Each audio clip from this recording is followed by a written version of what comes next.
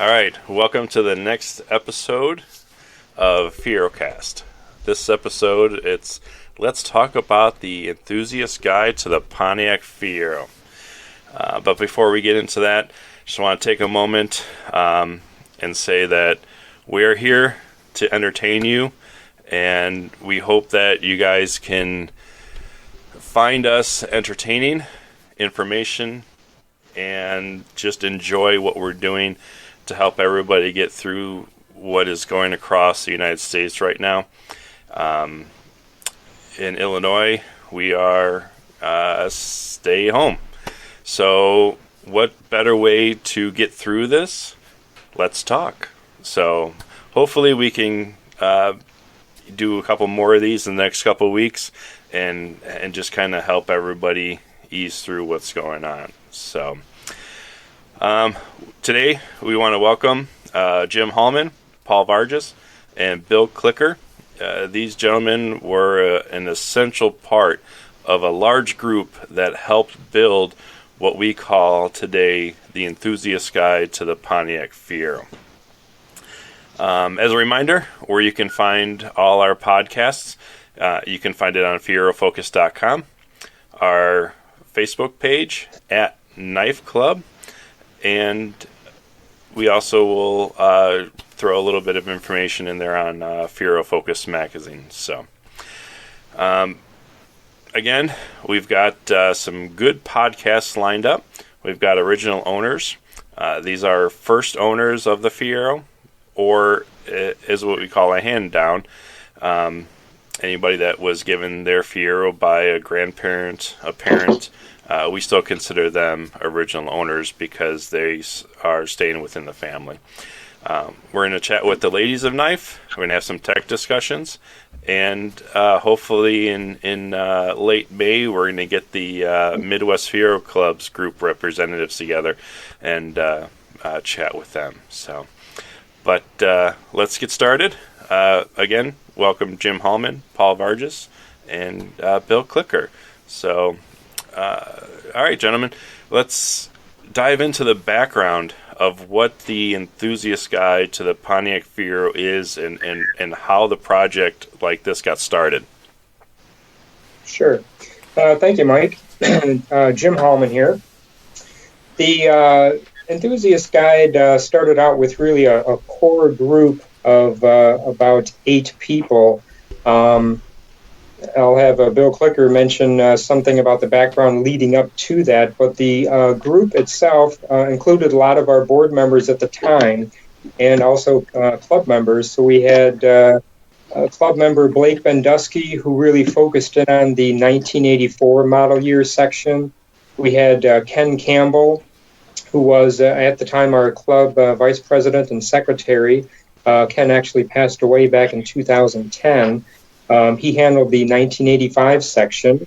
Bill Clicker, here with us today, our technical director for the club, handled the 1986 section. Paul Vargas, our member at large, also here today, handled the 1987 section. And then myself, Jim Hallman, the club president, handled the 1988 section. Mike Croyer, who's our art web director, did a lot of the design work and layout of the Enthusiast Guide, and Rob Bartlett of Minnesota handled a lot of the graphics and cleaning up all of the images in the image section. And then a former club member, Dave Gunzel, helped us out with some engine and mechanical information. So a lot of these were the core people that were meeting, if I recall correctly, pretty much on a monthly basis. And we met for, according to my notes, pretty much for close to a year, gathering up all this information and kind of, finding out how all of this information should be laid out in a document. And before we get too much into that, I'm going to hand it over to Bill to kind of give us some background as far as, how did the Enthusiast Guide come about? What was the reasoning behind it? So, Bill, did you want to talk about that for a bit? Thanks, Jim. This is Bill Clicker, and I joined N.I.F.E back in the mid-late 90s and have been involved in club events. So I'm going to club meetings and car shows for a few years, eventually I got involved in the board and took over the website when Byron moved down to Florida. And in going to car shows over and over, I was interested in the history of the cars, and in particular, my interest was around stock Fieros, and so I was always looking at low mileage cars to see, exactly how did they come, how did they come from the factory, and what was the fit and finish of parts on those cars, and how do you tell the difference between an 85 SE and an 86 SE? What were the subtle differences between the years? So that was always going through my mind as we went to club events and shows, and I thought, so as I got more involved in N.I.F.E and joined the board, and we'd have board meetings where we're trying to come up with topics for future club events, I came up with the idea of doing a spotter's guide, and so with photos that we could show at a meeting, and basically we created a PowerPoint presentation that kind of went through the differences between model years, the differences between what features were available on what model year, and the photos really kind of made that hit home. So it's one thing to describe something to someone, but when you throw a photo in front of them, they can kind of really picture what you're talking about. So that was one of the goals of creating this spotter's guide. It was for a club event, and the other goal, the bigger picture goal that came about, I think, as we went through the creating the document, was picturing somebody who was trying to restore a car many years later, when the Fiero expertise is no longer around. A lot of the people that were involved early on in the development and production and even restoration of the Fiero may be gone by then. Stock cars probably would be harder and harder to find, and so determining what exactly belongs on this 1986 GT that I'm trying to restore in the year 2038 would become that much more difficult. And so by documenting this and taking as many photos as we could of the unique features of each model year, we provide that kind of a basis for that person to maybe handle some restorations down in the future. When you started doing the research on this, did you look at RPO codes, or how did you kind of base the information for the PowerPoint, and how did everything kind of come about that way? I think the PowerPoint, Mike, was much more simplistic than that. So I wasn't nearly into the level of detail that we got to at that point. I was more interested in, if you see an 84 and an 85 sitting next to each other, they look very similar. You've got the bumper pad, front and rear fascias, but there are differences between those two cars. And so when I go to a club event, I'd look at the sticker on the car. What year is it? And then I'd see one maybe side by side with a different model year, and I'd try and picture in my mind what exactly is different about these two things, and trying to call out all the little differences. The deck lids are different. Okay, that's something visually you can easily spot on an 84 and an 85 car and determine which year you're looking at. And so, it's really been a fun project, and it is to this day. We go to shows even to this day after doing all this research from multiple people and putting this document together, and you see a low mileage stock car with something on it that catches your attention, or looks a little different than what you were accustomed to, and it becomes a topic for discussion. And Jim keeps a running list of these things, and so we say, for example, I'm trying to think of an example. Maybe a particular bolt was different. Go ahead, Jim. Yeah, a perfect example is something that just occurred over the past summer during the 2019 Fiero show car season. And I think Fred Bartemeyer of Iowa noticed that the rear glass in the Fieros changed from 84 to 85 were the same, and then there was a change from 86, 87, and 88, and the change is the pattern of the dot matrix on the rear window. Initially in 84 and 85, there's like a slight droop in the in the dot matrix pattern, but in 86, 87, and 88, it's like a perfectly straight line. And that's something that when you get down into this detail, like the enthusiast guide gets to, I mean, stuff like that, you just, your mind just kind of gravitates towards that, and other people are now looking at that kind of detail about the Fiero, so that if, as you mentioned, if you're trying to restore a Fiero, 5-10 years from now, we'll have that information in the enthusiast guide to make sure that the glass that you're using is for the correct model year. Otherwise, somebody may pick it out. Who knows? So over the years, as you're gaining and gathering all this documentation, do you then have to decide what was original, what was an option, and what was a factory change? Yeah, and that's something that depending upon what the change was, we found a lot of information during our research that there were changes within the model year. There was something would start out in '84, and then it would transfer over. Then you'd also find another '84 that was totally different. So then you have to kind of break it down even further and say, okay, well, what's the VIN number on this version of the bolt that was used, and what's the VIN number on the Fiero with the other bolt or bolt location? Another perfect example of this is an '84, hanging the front fender. The first screw that was located right by the front fascia in some models was facing downward into the frame, and in other models it was facing forward into the front bumper cover.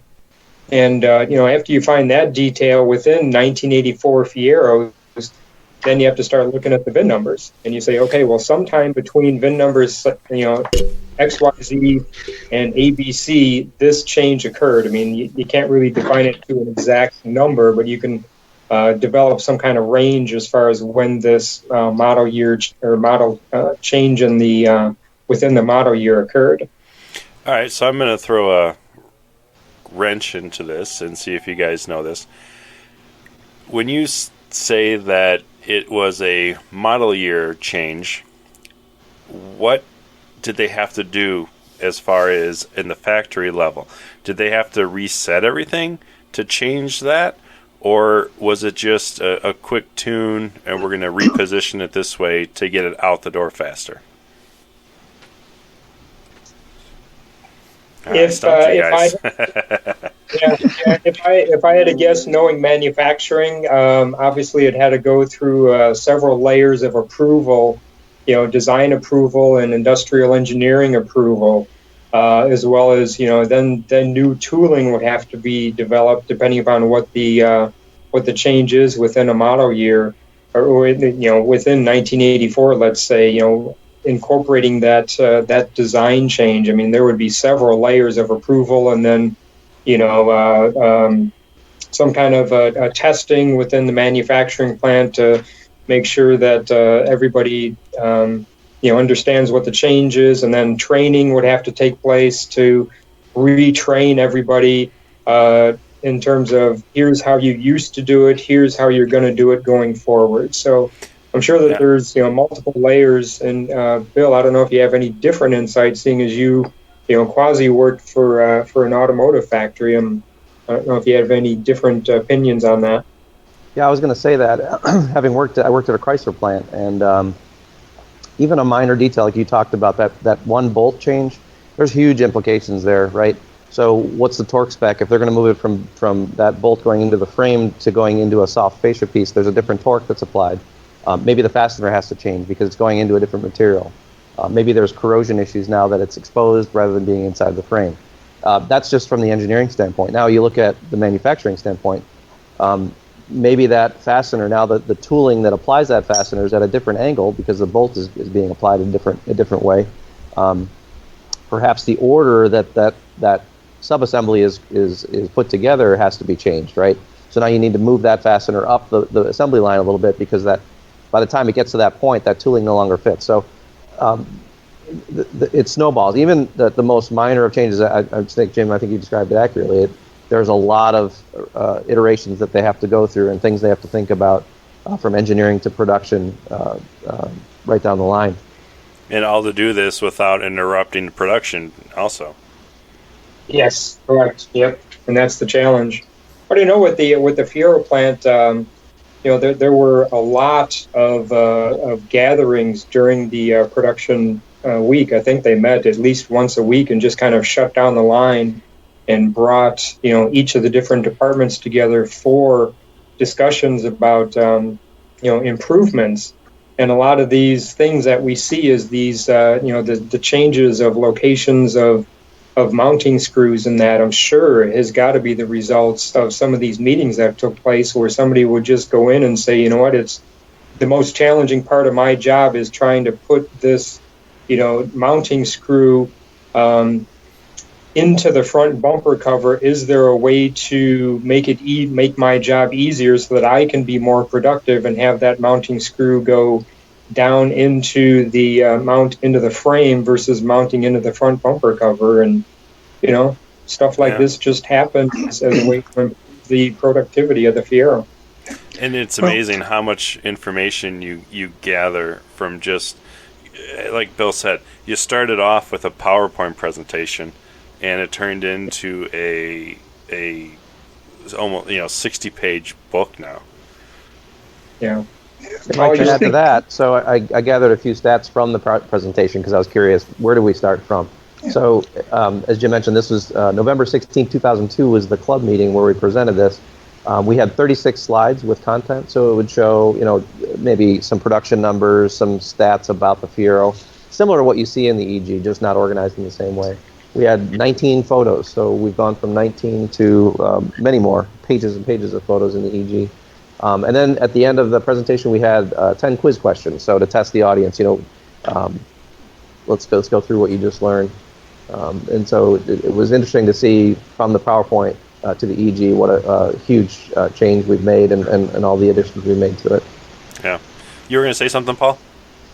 I was going to say, back on that issue of changes during the year, just think of somewhat of a monumental change back in 1986, when during the model year, the manual transmission Fieros changed from a 4-speed to a 5-speed, and that was a running change in 1986. So you can imagine the changes that had to be made engineering-wise just to make all of that happen. Yeah. And trying to track down when did that happen.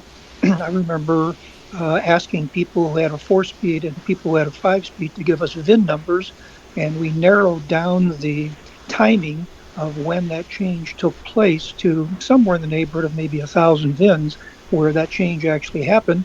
But again, another monumental change in engineering and installation that had to happen for something like that to occur. Well, you bring up a good point too. When those changes were made, the VIN numbers also changed too. So there's a lot of working parts that go into just even like a minor change to a major change.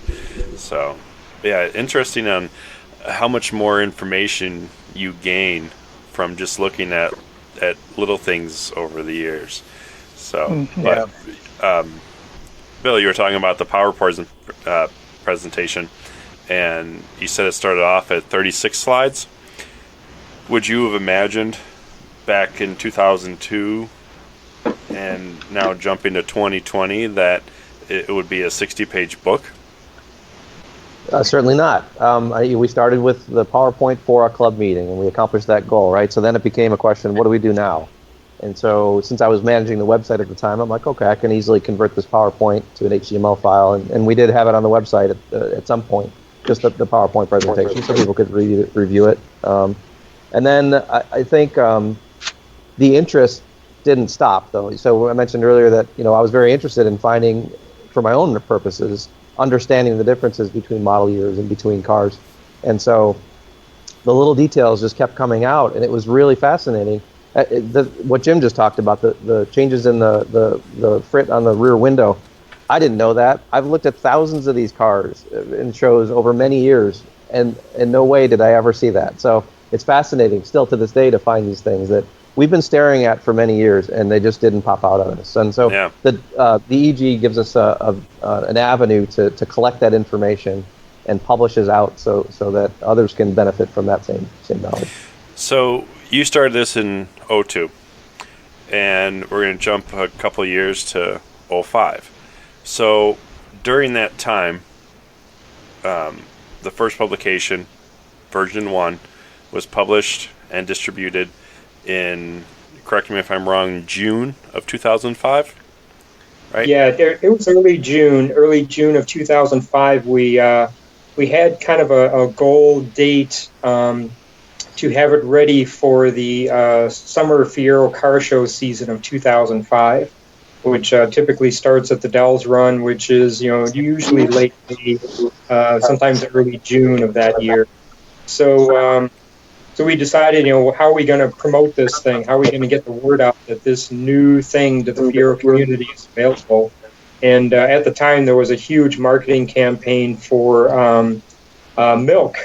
And it was, got milk. You saw that everywhere, got milk, because they were trying to promote drinking more milk. We figured, okay, well, let's kind of bounce off of that idea. And we came up with a simple flyer that said, got your Fiero EG. And we didn't want to specifically advertise it as enthusiast guide. We wanted to say EG so that would draw attention to people, and people would start asking, well, what is EG? What does this mean? And we said, come inside to the Northern Illinois Fiero Enthusiast Club display table for more details, as kind of a way to draw people in to show them what this document was. And that kind of, started the whole ball rolling. And I think I don't recall the exact numbers, but I think we probably printed about 35 or maybe 50 copies, which sold out, I'm guessing probably within a matter of about maybe a month, maybe 2 months. And, then we just started, ordering additional copies from there. And, it was just interesting, as Bill and Paul both mentioned, about how, as you were starting to look into this type of detail on the car, that, we just kind of elaborated more and more and said, okay, you just start finding stuff. It's like, wow, well, this is different than what I've known during my research. And you just start making all these lists of things that required additional research, which then allows the document to evolve. And, we started out in version 1, and we had, several sub-versions of that, 1.1, 1.2, 1.3, and now we're at version 4.0. So we've evolved the document over many years as more information is found out about these cars.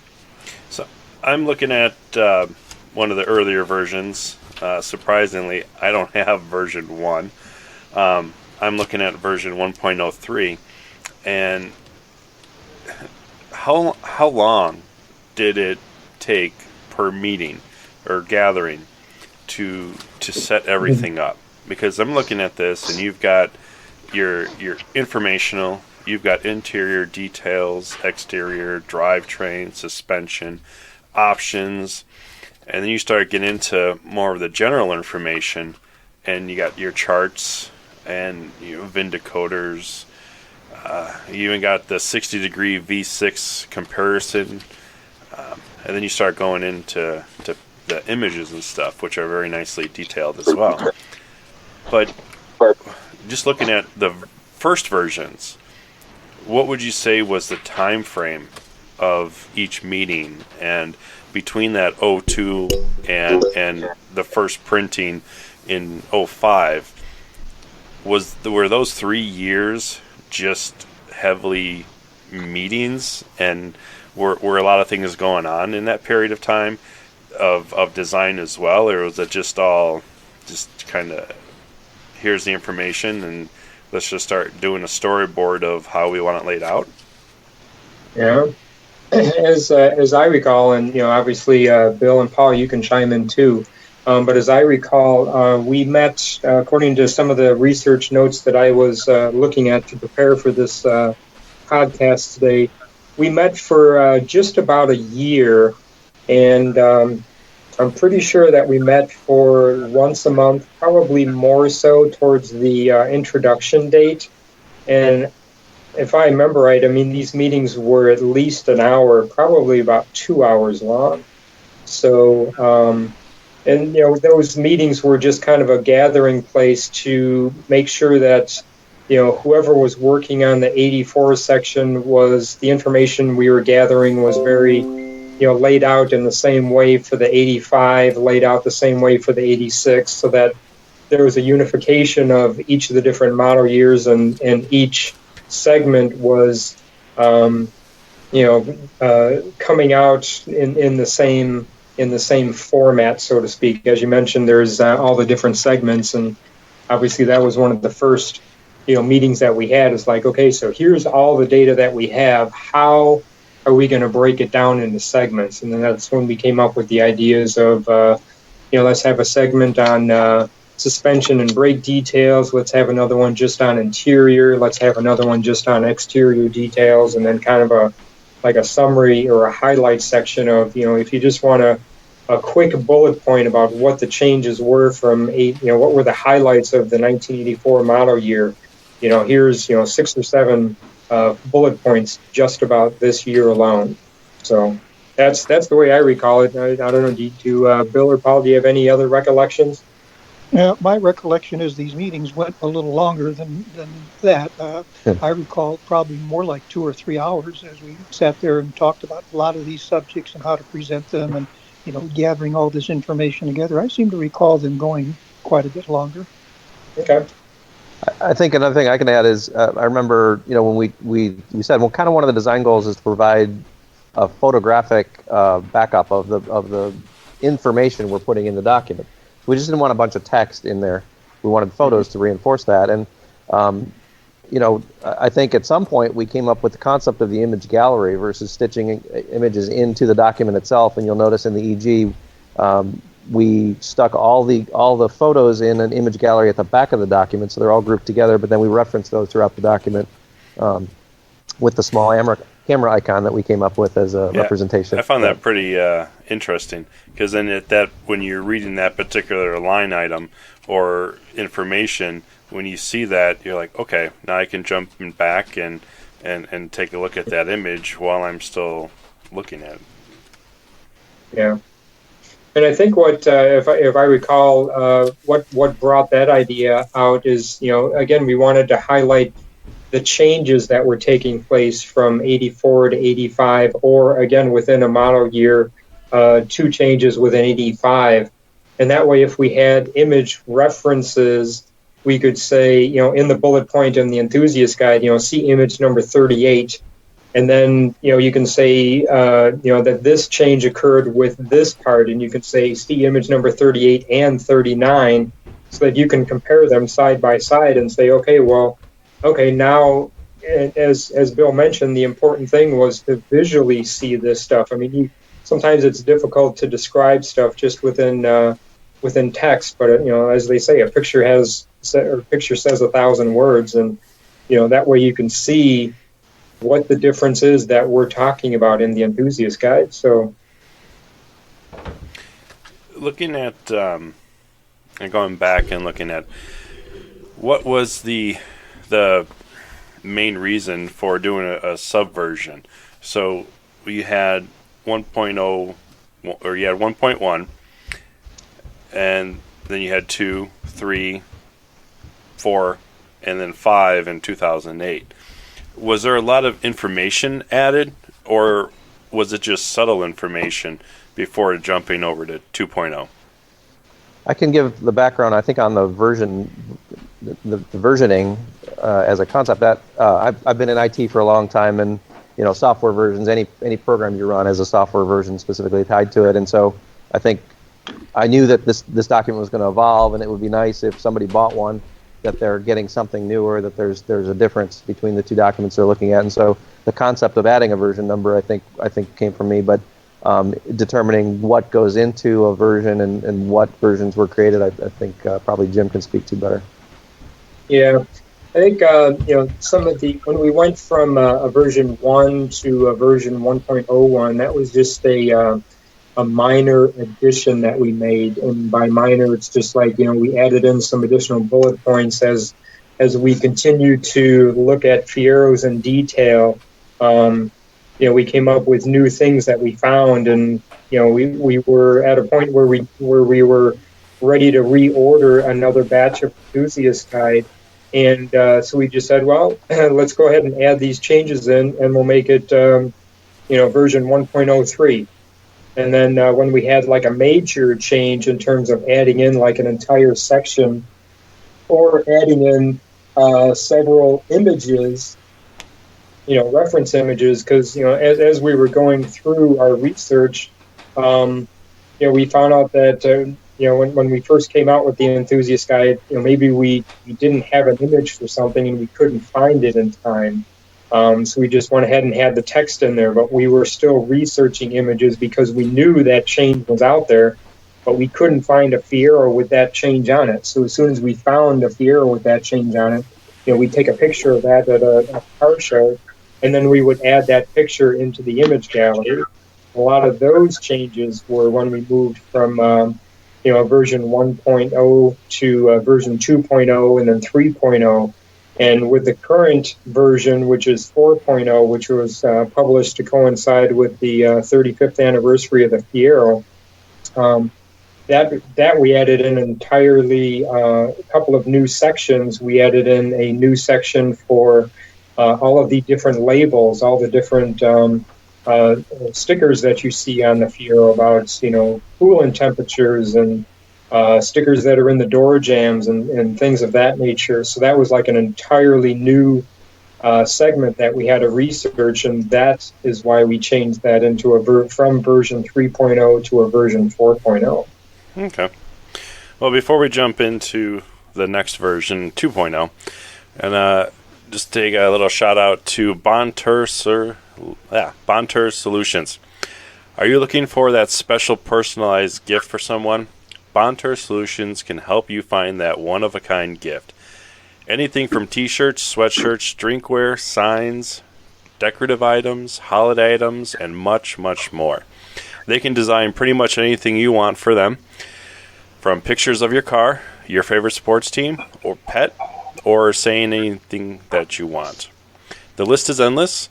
Minimums are just one of each of any item, and best thing is, they do not charge for a setup fee. You can catch Bontur Solutions at several Fiero and Pontiac events throughout the area, including Fiorama, the Dells Run, the upcoming 40th anniversary show, and the 2021 Indian Uprising All Pontiac show. Feel free to visit their website at bonturgifts.web.com or give them a call at 847-453-3290. Or you can also email them at bonnie@bontursolutions.com.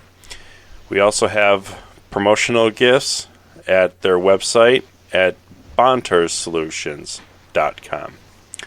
All right, getting into version now 2.0. I have one quick question on version 1, Mike. Okay. You mentioned you don't have a copy of version 1.0. I'm questioning whether version 1.01 might have been the first printed release. Jim, do you have any info on that? Yeah, version 1.0 would have been the first one that we introduced at the Dells Run back in June of 2005. I don't know if I want to check the history archives here and see if I actually have one. Yeah, I have a 1.02 from 2005. So this would be there were a couple of changes and clarifications that must have taken place between when we first introduced it in June of 2005 and when we did our second printing, sometime later in 2005. So again, I've got a spiral bound 1.01, and I'm just and I've got some laser printed 1.0s. I'm just wondering if we went to production with 1.01, so we didn't confuse that with older pre-releases. Yeah, that would be a good question. So I'm going to throw that out there to anyone listening. If you have a very early version, 1.0, please email Jim Hallman. And we'll cut it down for the Fiero Focus one. It's JHALLMAN@FieroFocus.com. Be very interested to see if there's any of the 1.0s out there. So we'll answer that question for you, Bill. Thanks. So going from, I think, 1.05 to 2, the only change that I noticed that was big for this one was the cover. We went from a red logo or a silver logo to the red logo, and this version was introduced in 2011. So 6 years after the initial one was introduced. Were you guys surprised at that version 2 was going to be coming out, and that there was still a big interest? And how did the version 2 come about as far as additional information, and how was that perceived from the previous ones? I think the as changes were made, obviously they were presented to the Fiero community as improvements or additional information that was made available as we continued to research the Fiero, and obviously we're still researching. There's still a ongoing list that I have that I bring to all the car shows, and I kind of refresh my memory as far as what's on that list before I go out to the show field for each of the major Fiero events, and just kind of look for additional information. So I think as obviously the sales continued to grow, these version changes. I mean, I don't know if there's anyone out there that specifically said, "Oh, I only have version 1.0. I got to have version 2.0 because there's obviously something different." I mean, if I'm not sure if anyone's collecting each of the different versions, but I know as changes were made, we continued to promote the enthusiast guide to the outside Fiero community, and it was well accepted because currently. Let me just double check here. As of early March of 2020, we've sold over 1,900 copies. So coming up on the 15-year anniversary, we're going to be pretty darn close to selling 2,000 copies. Within that 15-year time span. Yeah, the one thing that I've noticed that I think jumps out is in the other versions, you have. I'm going to say it, but you have a lot of blank pages. The page count over the years has only really jumped by 2. So you started off at 58 pages, and you're at 60 for version 4. So that tells you, one, a lot more information has been added because you eliminated all of those blank pages for version 2. And if people really want to understand the Fiero, the later versions are the ones to get because of all the additional information that's been added. And I think going from that first version to the second version is monumental, because you can just tell out of the 58 pages for both versions, version 2 is just loaded with information. Yeah. So I just found a history document here to answer that question.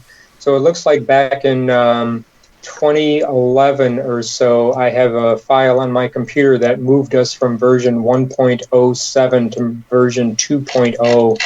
And there's actually 4 pages of text that were added into that version, along with 1, 2, 3, 4, at least probably 20 new images were added from version 1.07 to 2.0.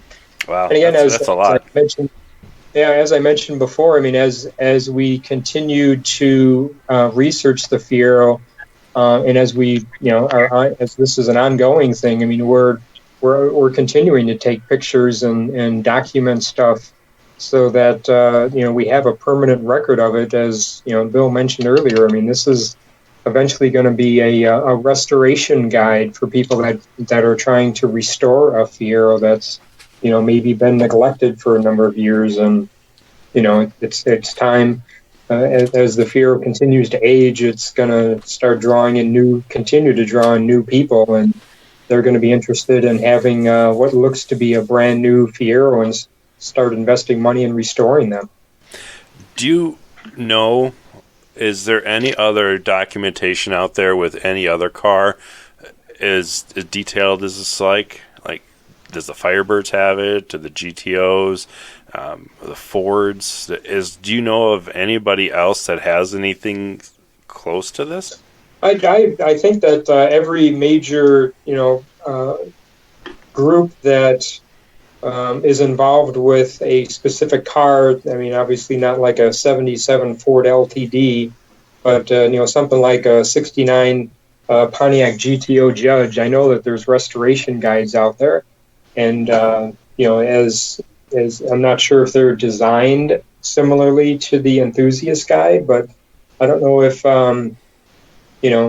how theirs are laid out. But I know that Mustangs and Camaros and Firebirds and all the cars that people are being drawn to as far as collector type cars, they do have documents like this, and that was again another reason why we thought it would be of value to the Fiero community, because Bill had mentioned that it's something that wasn't in the community at the time back in 2005, and we figured, well, we're a big organization within the Fiero community, and we just took on the responsibility to do that. 2.0 to 2. Nothing. So why didn't you guys do anything between 2.0 and 3.0? Did you want to hold off and tie that in with the 30th? In essence, the 3.0 30th? Or did you feel that there was just too much changes as you did between 1.0 and 1.07? I think looking at the history here we went from like a 2.0 to 3.0, and the main reason being was, and the main reason for a lot of the changes are if we have enough information to justify coming out with a new version. I'm looking at it here. We went from version 1 to 1.01 to 02, 03, 04, 05, 06, 07, and then we went to 2.0, 2.1, and then all the way up to 3.0 and then 4.0. And again, the main reason for that is just the amount of information that becomes available, and if the changes, if the additions are significant enough, then it justifies a version change to be published. So between 2011 and 2013, so we'll say, in theory, a year and a half for additional information, gathering it. What are some of the new things that were added from 2 to 3? And at this point, how many copies were sold? Yeah, not sure the quantity sold, but just kind of scanning some of the changes here about. It looks like a lot of clarifications, additional wording so that people could better understand. For minor changes, for example, in 1984 suspension and brake details, we had it originally listed as plastic alloy phenolic brake pistons, when actually it wasn't all of the brake pistons that were plastic. It was only the front brake piston. So we just clarified that as this document got into the Fiero community and people were starting to understand this, and this document was getting into the hands of people that had a more detailed understanding, or just for proper clarification, a lot of these changes, a lot of these additions were taking place during that time. So you bring up a good point between the front and back calipers. How did you get that detailed? Did you take one apart? Like, how did you guys physically know the differences without taking one apart and then saying, oh, I wonder if this one's the same? Two words, one name, Fred Bartemeyer. As Fred and I would continue to talk about these version changes and everything, he would say, well, you really should clarify this, you really should clarify that, and it was just just for a better understanding and making sure that this, moving forward, that this really would be a restoration guide for the Pontiac Fiero, not just an informational guide. So, going off of that, we've got the pictures, we've got the informational text.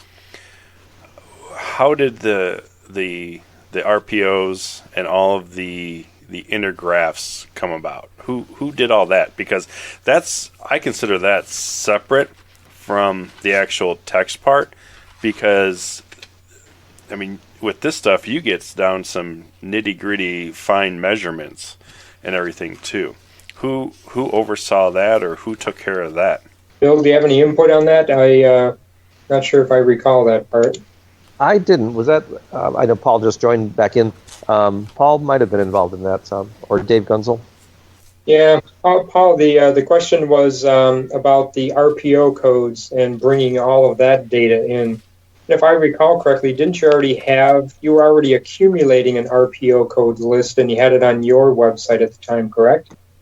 Yeah, that's right. I did a lot of research for those RPO codes and had put that together at that time. And of course, before all of this, I had this price guide that I had published for many, many years, which we were able to use a lot of that information as we start doing more of the EG thing. And the RPO codes were one of the areas that I had spent some time and trying to develop that and pull all that information from various sites. And of course, Fred was involved with that, and gave him a list, and he added some things to it. And we went to all of the Pontiac data that we had picked up from various sources and dealers, and developed that RPO code list. That's a very detailed list. I mean, very, very informational too. And then Paul, at the time, Paul, at the time that you were, working on the RPO codes and everything, I mean, you were heavily involved with Fiero parts. So you were, seeing these cars and working on these individual cars, and you were starting to notice a lot of these changes, which you were bringing this information, to us so that we could update the enthusiast guide, Yeah, because again, when I had put together things like the major specifications, the number built, the VIN decoders, and all of that was something I was very interested in during those early years, including exterior colors and all that sort of thing. So I think we were able to use a lot of that information, and by bringing that together, it brought up questions, how we can use these items to look further into other areas of the Fiero. Mm-hmm. Mm-hmm. Yeah. Yep. Wow. Again, a lot of research for this. So, one of the big changes that I've noticed going from 2 to 3 was the updated cover. I like it. It pops. It represents it very well, because you've got I think it was a 84, 85. It was Irv Schwartz's car, and yes, Jeff Jones's yellow GT.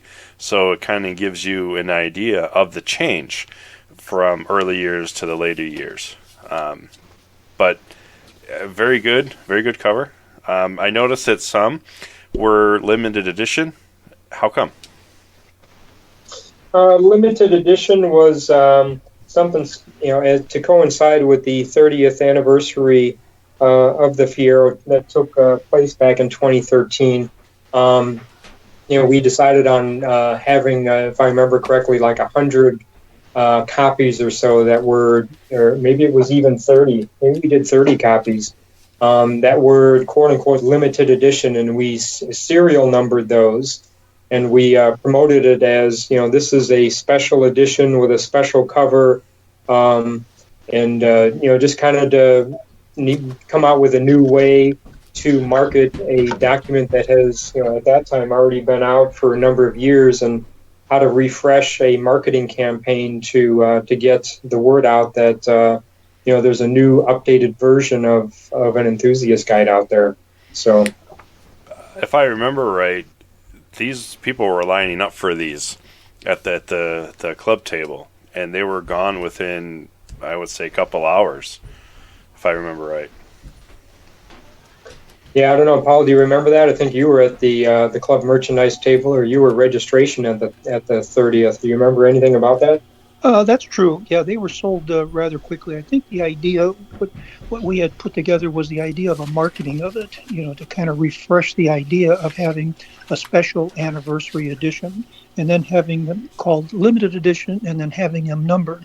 I think that was, from that standpoint, it was a great marketing tool that we had to sell this, even though it didn't have a lot of changes from the basic 3.0, is just the fact that the cover had all this information. And they sold out, I'm going to say, within like the first day or so that we had these down at the registration and club merchandise table.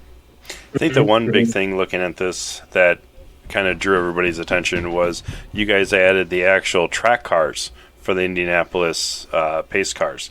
And that coincided with the show as well, because we had the big event at the Indianapolis 500 track, and we were having the show in Indy. So I think that was a nice touch too, but even the information that you guys pulled. Yeah, there was that. I think that version change had that. Plus, there was a lot of information that we had found about the in the 1988 section. We had more descriptive information about how and what the last two Fieros produced were. We have VIN numbers. We have kind of little stories about what took place and how those last two cars were awarded to factory employees. So, yeah, I was just looking at that, and that the 88 last two Fieros produced. That's a pretty interesting section too. Yeah. So as this document continued to evolve over the years, we started to add historical information. I mean, it started out as stock Fiero stuff, but then we realized that there's certain stories that need to be told that are important to the Fiero's history, such as like the pace car, like we mentioned, and stories about the last two Fieros that were awarded. So we decided it was important enough to add that kind of information into the enthusiast guide, so that it becomes a permanent record, for the ages. Yeah. So before we get into the next set here, you guys mentioned that this is a document to help restore your Fiero. And what better place to do that is the Fiero store. We all know how hard it is to find Fiero parts. We also know that as years go by, finding parts isn't getting easier. The big box stores will never make new Fiero parts because our community is just too small. This is why we need to support the companies that support us. For nearly 30 years, the Fiero store has sponsored our club events, provided free technical support, and produced well over 150 exclusive parts that no big box store would ever consider. So, the next time you need parts, head over to thefierostore.com and browse through their thousands of parts and products that are specifically designed for your Fiero. That's fierostore.com, the world's largest source of Fiero parts. So now we're going to switch and jump into 4.0. What additional information was added to this one that were you guys already gathering the information back in 3 and you wanted to kind of like pinpoint only certain things, or did you start looking at 4.0 a little bit later on? Because it was about 5 years from the time 3 to 4.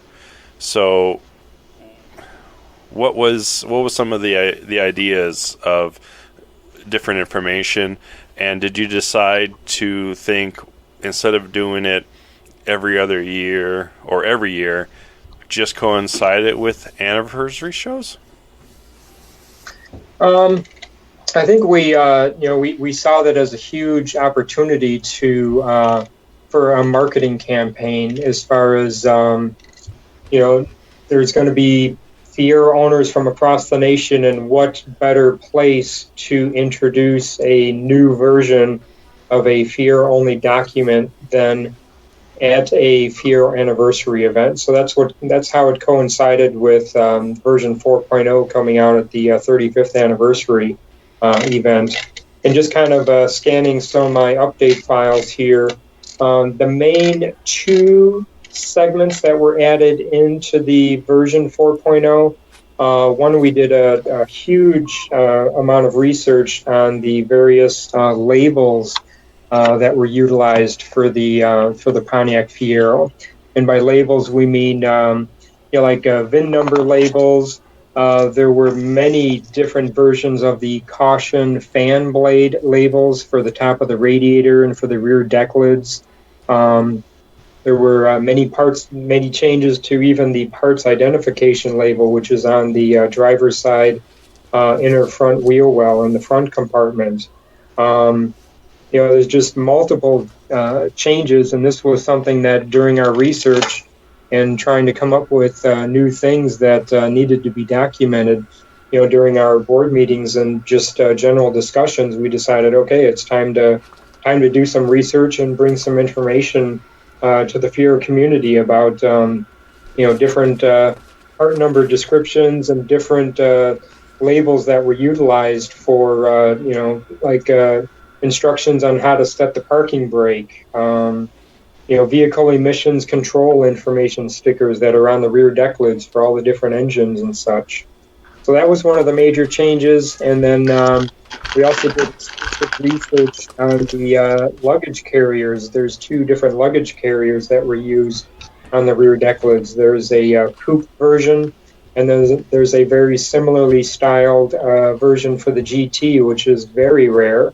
And we were lucky to have one of our local club members, Marvin Minerich, who has a 87 GT with the luggage rack on it. And we just did extensive documentation and dimensional information for what are these changes, even though they look similar, how are they different? So those were kind of the two major things, along with as each version has new information coming out as our research continues and we find out new things just observing and looking at the different Fieros that are within the Fiero community. I'm just amazed at how much this has grown. And even the labels, there's 3 additional image pages.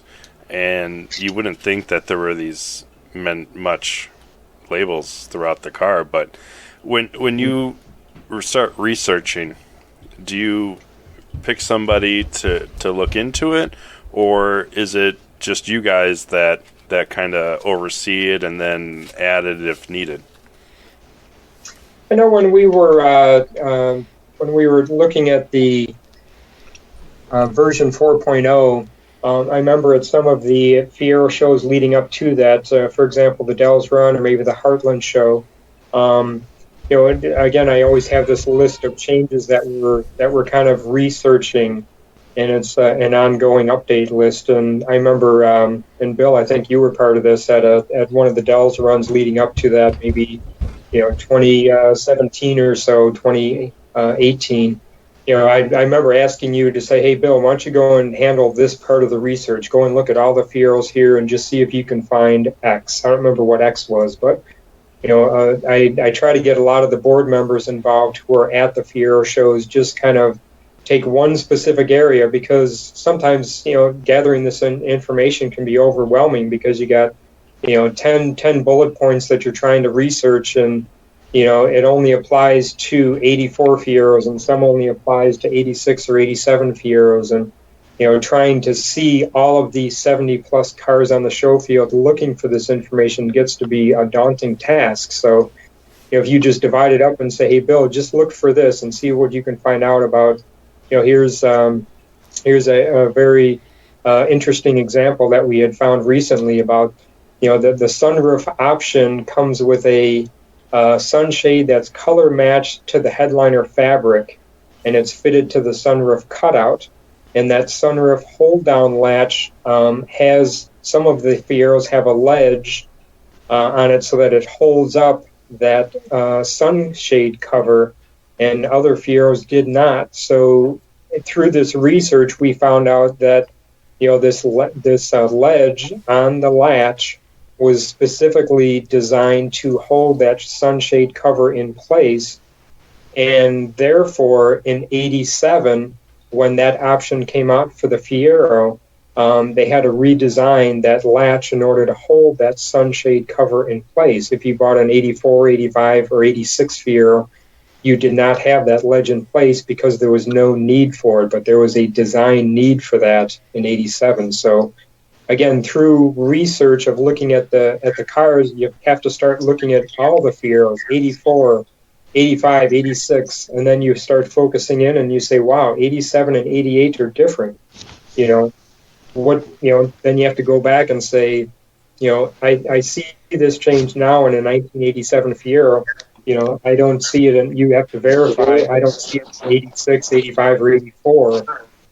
And then you have to kind of focus in on, where is this changing? Where is this taking place? Why is this taking place? And then verifying it with other Fieros that you see around the community. A lot of research again. The other it's kind of thing fun. that Jim sends you loose with his little shopping list, and it's a different way to see a car show. Instead of looking at a field of cars and you see colors and you see the basic models, you're looking for specific examples of a specific year of a specific part, and it's really fun to do. And so you're walking through the show. You may see a highly customized car that's probably not your primary target because who knows what's been done to it. But you find a low mileage stock car, and that's one you really want to pour over it because there could be some really valuable information there. Not to say that the modified cars don't have that information. It's just you have to take that with a grain of salt and right. understand that may have been tweaked over the years. It's almost like a Easter egg hunt too. Yeah. And I remember, Paul had brought this up many times. That when you start looking at a car that's maybe a little more enjoyed, let's say that maybe has 120,000 miles on it, and you see something that is like doesn't quite fit into, like let's use this 1987 example of the sunroof ledge on the lockdown latch. That's hard to say. You say that 10 times. But as you're looking at that, you see an '84 Fiero with that on there, and the car has 120,000 miles on it, and it maybe had, who knows, 6 or 7 owners on it. And then you have to start questioning. It's like, well, is this sunroof truly was this sunroof originally with this car, or at some point did the sunroof get damaged and they replaced it with a 1987 sunroof car? So that's the kind of thing that you have to kind of justify yourself to, as Bill just mentioned. You look for if you find a low mileage car that's original owner, you can almost guarantee that something on that car is correct. If not, you can find the owner and say, hey, did you ever have a problem with your sunroof on this guy? And he can say, oh, yeah, about 5 years ago it got a big chip in it or something, and I replaced it, That's the interesting thing, too, is that a lot of these parts are interchangeable through the years as well. Correct. Yep. So that's something that's, you have to take that into account as far as, how old, how enjoyed is the car, and, can you really trust the information that the car is telling you as far as being accurate or not? Mm-hmm. One big thing that I noticed on 4, was it had a completely different layout. Colors were changed. The cover was changed. The title had a different look to it. I like it. It pops. What was the reasoning behind that? I think just as a technical refresh, again, just to kind of keep things current. I know, every so often you like to, kind of put a different spin on something just to kind of keep it current and make sure that it's something different than before. Otherwise, I mean, if you keep everything looking the same, then how can you really promote something as new if it looks the same as it did the previous version? So, before we start wrapping things up here, can we see a version 5.0 for the 40th? I'm going to take the 5th on that because I'm not. I'm going to. It's been a while since I looked at my list of things to update, and again, if there's enough significant changes, we may go to a full upgrade of version, 5.0. But we'll have to see. I mean, we got a few years to figure that out, and we'll see what time will tell on that. Well, it might be worth mentioning, as long as we're talking about version 5, there may be listeners that could help us with that. And I think there's some things we've talked about that are significant. They would be significant additions to the document. Things like the Mira isn't thoroughly documented here. We have data on it. We have a couple pictures, but not a lot of information from an owner showing the history or the changes between the Miras. The Zimmer, you could look at that. You could look at some of the other factory approved or factory endorsed modifications or changes to the car that we could include there. Yeah, and Bill, I know something else that you've been doing, you've been noticing as you continue your research is the Canadian Fieros, the Fieros that were built for the Canadian market. I mean, that was, again, I think at Dell's run, I noticed, that the obvious changes. You look at the instrument cluster, and there's some, the clusters in kilometers versus miles per hour. But there were also some decals. The emissions tag was different on the Canadian car, if I recall correctly, and something different on the fuel filler door. So those are the kind of things that we have to, we need help on that stuff. You don't see a Canadian car very often around here. And so help on those kind of aspects would be welcome. Have you thought, Bill, over the years that your PowerPoint presentation would grow this big and gather this much information? No, that was certainly not the intent. The intent early on was just for our little club meeting, and the 20 members or 25 members that we had at that meeting in 2002, hopefully learned something. But I think what we took away from the experience of developing that PowerPoint grew vastly over the years, and we're fortunate to live where we do because there's a really well developed Fiero community. We obviously a publication like this doesn't come together with a small set of skills. We've got people that have contributed, that are graphic artists, that are design experts, that we talked about marketing. There's a lot of things that go into this production of this document. I remember long discussions about how are we going to do this thing? Are we going to staple the edges? Are we going to spiral bound it? Are we going to have a hardcover? Those are all big decisions, and they affect the cost of the product. We wanted to keep it reasonable for Fiero owners, and the shipping costs is another factor. So a lot goes into this thing, and it's definitely been a community developed product, and so many people have contributed in a lot of ways. Yeah. You bring up cost, and it hasn't changed from 2005 to 2020. It's stayed $15. And I think that shows that exactly what you just said. You want it to be very cost effective, loaded with information, and it went from 58 pages to 60.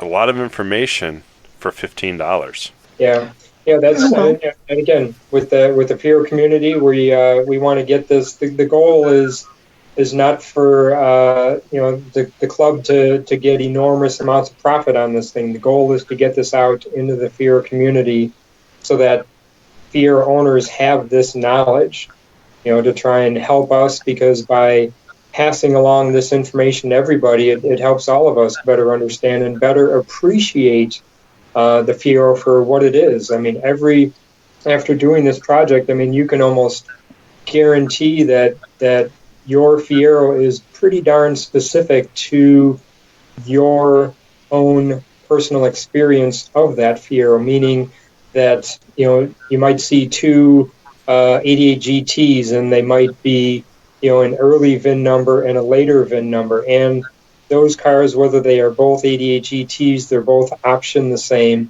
There could be little details that you don't even know about yet until you pick up this enthusiast guide and start studying it and say, my Fiero doesn't have that.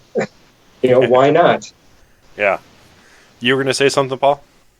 Yeah, I was going to say one other thing with the enthusiast guide.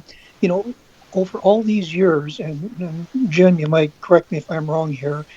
We have not really had anybody who has come to us and said, "Hey, guys, what you have in this book or a specific item, that's wrong. It's incorrect, and you ought to correct this." And Jim, I don't know that we've had any challenges or any questions or anything like that in the enthusiast guide pretty much since it was originally produced. Mm-hmm. Yeah. I'm gonna echo that.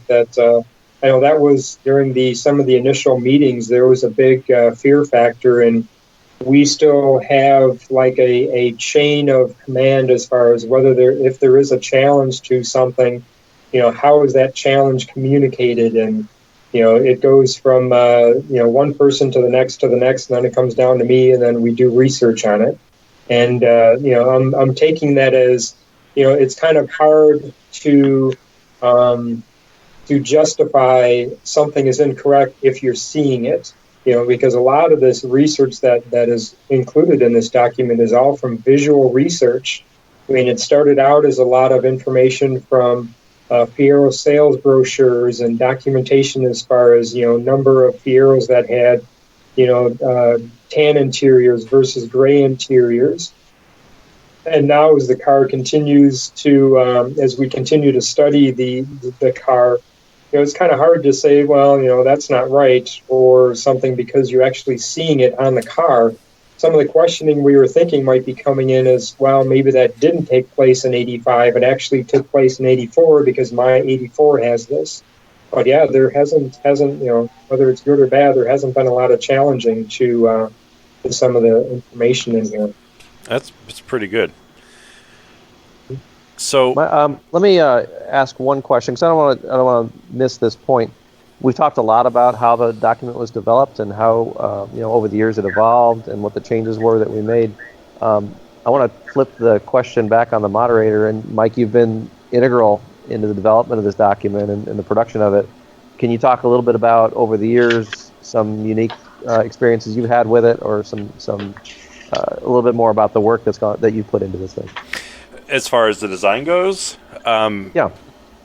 So Rob and I spent a lot of time editing the photos, cleaning them up over the years, and when you spend that much time we'll start with the images first. When you spend that much time on the images, it makes you step away and look at your car and, oh, I've got that. Now I know what that is for. And it really makes the car feel more one with you. And that may sound funny, but you get to know your car a lot better through this document. So if I could pull anything away from this, it's knowing my car a hell of a lot better than when I first bought it. The second part of that is the initial layout from version 1 to 4. I love doing it. It's and everybody could probably agree, you feel that a part of you is in that document, and knowing that people love it makes me happy. The reactions that people give and seeing the new layouts makes me happy. But people have to understand it's hours and hours and hours of sitting in front of the computer doing this. We're not getting paid. It's all volunteer. But the main thing is, it's for the love of the car. You love the car, you love what the Fiero stands for, and you want to express that. And doing that through this is so much fun. And between this and Fiero Focus, it's a great way for me to express the love of the car while it's sitting in the garage waiting for show season. So hopefully that answers your question.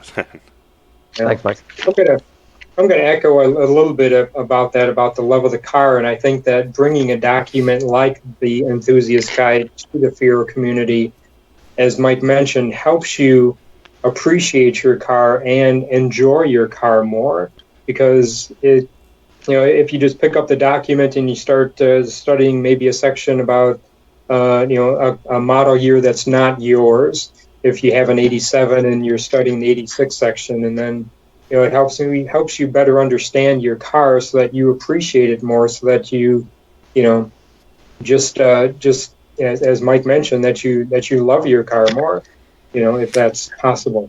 Yeah, the other thing too is if somebody's looking at buying a Fiero, I would recommend picking this document up first and looking at it, because then you know what you're going to get into. You know what you're looking for, and you know all the ins and outs of the car before you even buy it. So yeah, which that brings up a good point too, Mike. If you do start studying this before you buy a Fiero, you can actually see how original your car really is. If you're buying one with 100,000 miles on it, and you're seeing that, wow, this car does have this car does have this, all of these insightful things about a particular model year, you're going to know that this car was well cared for 30 some odd years later, versus if you see, well, this isn't right and this isn't right, and there's a whole bunch of things that aren't right, that maybe the car was, maybe not as well cared for from some of the previous owners. Yeah, so that can help you, justify, is this a better value for me to buy this car that's truly more original versus one that might have some things that are maybe not correct for that model year on it. Exactly.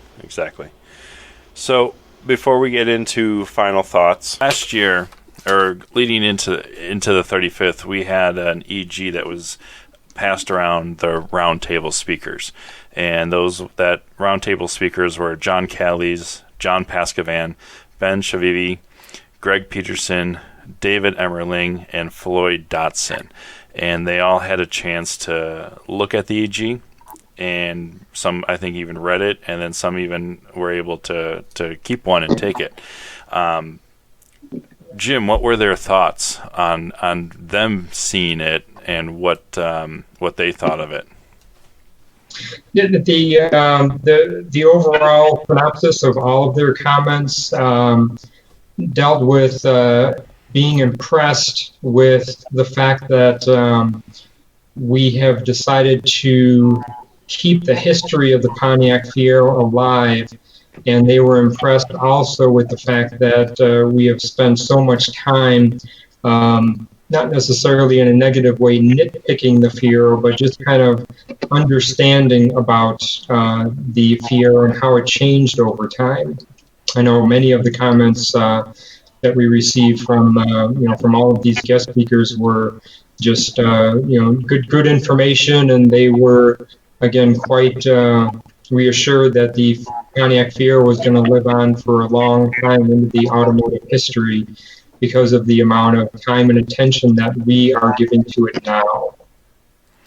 So overall, they're really impressed with it. That's awesome. Yeah. Did anybody give any feedback and say, "Hey, you should add this into it," or "You missed this"? No, I think they were so far removed from the Fiero at the point that that we kind of overwhelmed them with all the detail that we knew about the car. The one person that wasn't there that was invited to the 35th was at the time he worked at currently at GM, was John Cafaro. And since he wasn't able to come to the 35th, he was personally invited to attend Fiorama, and he showed up, and to surprise everyone, he was very friendly, and you could just walk up and talk to him, and he was a straight shooting guy and normal guy that if you knew him, you'd be like, holy crap, he's here. But if you didn't, you would just think he was a regular Fiero owner. What was his thoughts at a Fiorama? And then I know you presented a couple special pieces to him as well. What was his thoughts on that? Yeah, John Cafaro was at Fiorama 2018 in September of 2018. At that time, he was the assistant chief designer of or I'm sorry, during the Fiero years, he was the assistant chief designer of the Pontiac Fiero. And again, after 30 some odd years, far removed from the Pontiac Fiero, John was very much impressed that the Fiero was alive, because you think of most of the work that he did on design work during his tenure at General Motors.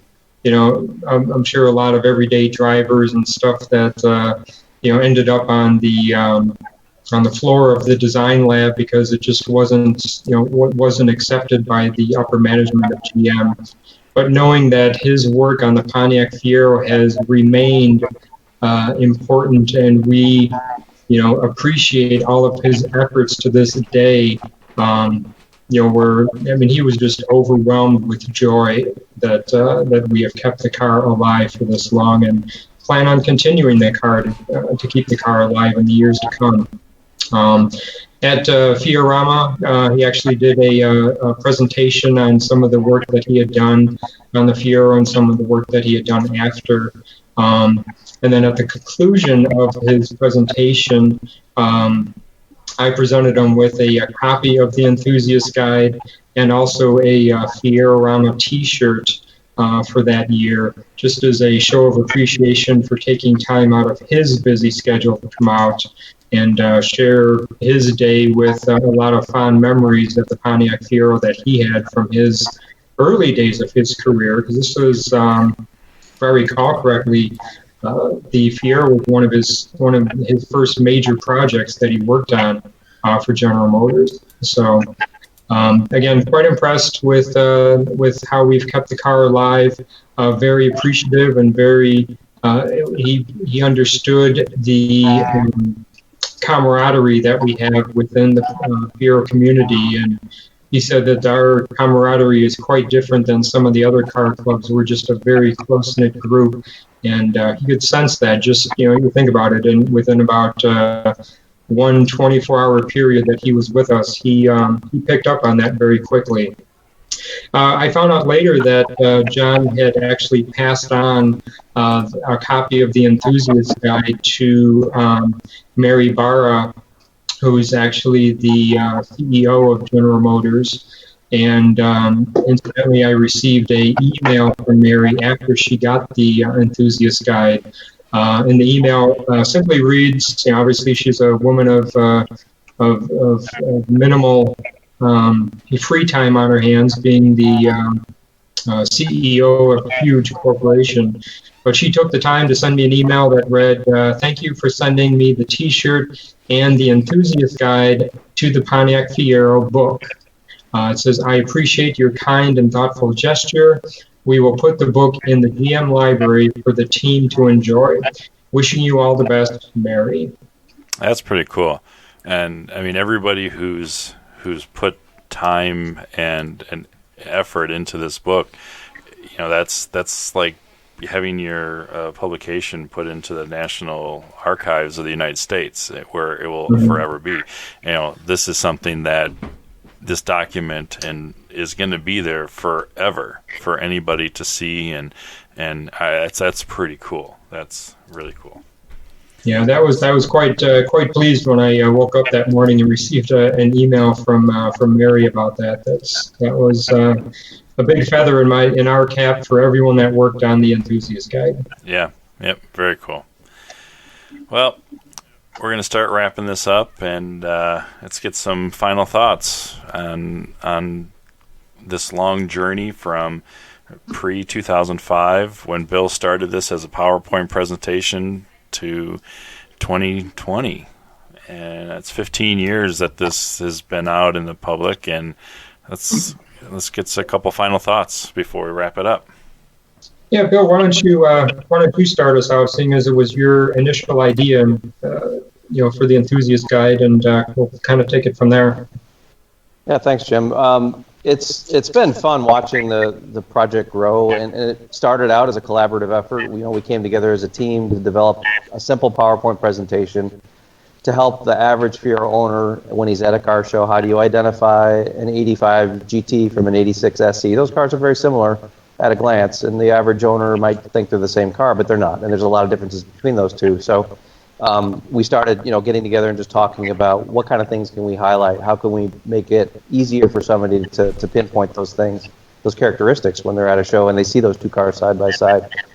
So it's continued to be a collaborative effort with a lot of input from a lot of people, and putting together the EG as a kind of an evolution of the initial PowerPoint presentation we gave has involved a lot of other folks and a lot of other creative ideas on how we display the images in the document and how we present the data in the year by year and how to call that out. So it's been really cool to see the thing grow, and the sales numbers always amaze me. The thing to this day continues to sell well, and so it's been nice to see that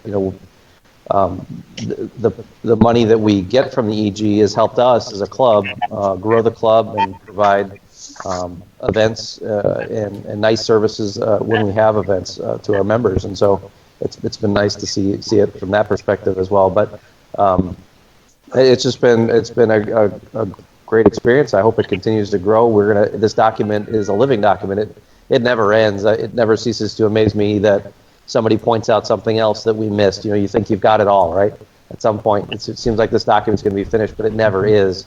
I think Jim mentioned one recently about the window frit, which is the gradient pattern that you'll find on the edge of your window, on your front windshield and your rear window, was different between model years. And we've all been to shows and seen hundreds and hundreds and hundreds of cars, and you just never notice that thing. But you can bank on the fact that the next show I go to, I'm going to have to be studying that, so I understand the difference between when that change was made and how it looks between the cars. So it's really cool to find those little tidbits, and gives you a new way to approach a car show when you go to one, because you're looking at it through a different lens, and you're trying to learn new things, because there's always something that you can learn about the car. And we try and incorporate as much of that as we can into the document as we go. Yeah, well said. Thank you. Paul, any final thoughts? Sure. Even though it's been 15 years ago, I remember our group getting together and discussing all of these various things that we were going to put in this publication. And at that time, who would have thought that the publication would not only live on for as long as it has, but how it's grown over the years, and the addition of pictures and articles and information, continues to expand it. And the nice part about all of this is that when somebody new comes into the Fiero community and buys their first Fiero and they're looking for information, there are numerous people that point to that person what they can do by getting the Fiero Enthusiast Guide from our club. And I've seen a lot of comments on Facebook and other places where they finally were able to find a place where they can get all the information that they were looking for without just actually asking people. And the other interesting thing was, I remember the days when we first started, we would, have go to Office Depot and have 10 copies made, wondering whether we were going to even sell 10 copies or not. And then we went to 20 copies, and then all of a sudden it was 30. And then we moved into going to printers to get it done very professionally. So that was kind of exciting to watch the growth of this whole EG. And obviously the growth is going to continue. So it's been a very rewarding path to present this information to the Fiero community. Mm-hmm. Yep. Yeah, well said again. Very, very well said. Thank you. And Jim, your final thoughts. Yeah. Just as Bill was indicating, a collaborative effort. I remember when we were having all of those planning meetings. I mean, this is not like everything in our club. It's not just one person. It's a collaborative effort. And many people were involved with this document, and it was fun working and continuing to work collaboratively to keep this, as Bill mentioned, a living document alive, because it continues to grow, and it's fun when you go to a car show and somebody mentions to you, hey, I read in the enthusiast guide it says this, but my car has this, and you go over to his car, and sure enough, it's a new thing that we have to add to our research list. It's also fun how it has grown over the years. in terms of adding in new sections, adding in new images that we find as we attend car shows throughout the area. And as Paul mentioned, it's a great resource. For a lot of people, it's the first resource that they go to when they have a question about the Pontiac Fiero. Maybe something about their car, maybe something about another car that they saw at a car show. I mean, that's kind of the first and foremost document that a lot of people go to. And in final thoughts, it's a living document. It's going to continue to grow, and we're going to continue to put efforts into it to make sure that it's current and as accurate as possible, so that people that are getting involved with the Fiero community either now or in the future are going to know as much as we know about it at this period of time. So it'll help keep the Fiero alive for years to come. Well, thank you guys. And, I hope this thing keeps growing and growing like everybody said. I'm very interested to see where this goes in the next 10, 15, 20 years. And more pictures, detailed pictures. I know there's a lot of stuff that's in production for the next issue on this. So, well, thank you. And it's been a pleasure. Alrighty. Thank you, Mike. Thank you. Thanks a lot. Thanks, Mike. Thank you. If you'd like more information, you can find us again on FieroFocus.com under the videos selection tab, and then just click on FieroCast. You can find all the past FieroCasts. You can email me at mcroyer, that's MKROYER, at FieroFocus.com if you have any ideas on any future podcasts, or again, if you just want to talk Fieros, let me know. We can set that up.